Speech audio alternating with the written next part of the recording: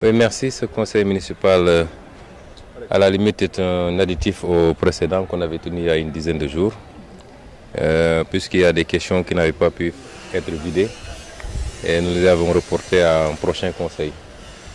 Il était important de le tenir pour soumettre au conseil un certain nombre de demandes d'autorisation, comme vous le voyez, relativement à la mise en place d'une régie intéressée pour la commune.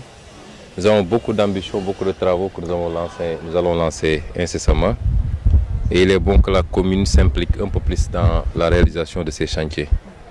Il est très facile de lancer des appels d'offres, de choisir des entreprises et de tout externaliser. Mais puisque la commune s'était dotée d'un certain nombre de matériel, notamment une pondeuse de pavés et d'autres matériaux, nous avons pensé que nous pouvons, dans le cadre d'un partenariat public-privé, mettre en place cette régie, qui est une bonne formule pour la réalisation qualitative et quantitative des travaux, mais également pour la création d'emplois.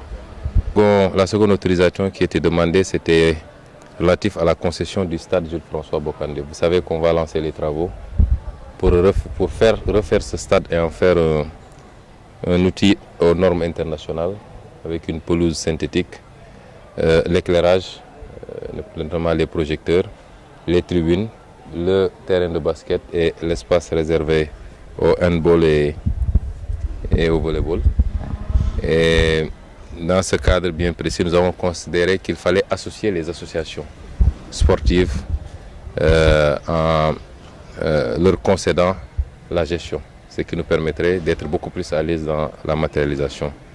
La troisième, c'était une autorisation pour initier un certain nombre de procédures qui nous permettrait de freiner un certain nombre d'activités illicites que nous avons relevées, particulièrement sur le plan foncier, où il y a eu des agissements qui me semblent extrêmement graves dans la gestion des lotissements autorisés, mais également dans l'application de lotissements non autorisés. Toutes choses qui sont prohibées par la loi, aussi bien le code du domaine de l'État que par le code de l'urbanisme. Ensuite, les agissements qui ont consisté à détourner un certain nombre d'assiettes foncières de leur objectif, notamment les zones d'équipement, les espaces qui étaient réservés pour des équipements. Alors, ensuite, il a fallu soumettre au Conseil les propositions par rapport aux affectations des fonds de dotation et ensuite du fonds d'équipement des collectivités locales. Nous les avons reçus malheureusement après avoir émis les convocations de la précédente session. Donc il fallait les intégrer et on les a soumis au Conseil. Et toutes ces mesures ont fait l'objet d'un vote à l'unanimité, à l'exception de la mesure tendant à saisir les autorités judiciaires par rapport à certains agissements où il y a eu 2 abstentions sur plus d'une soixantaine de présents.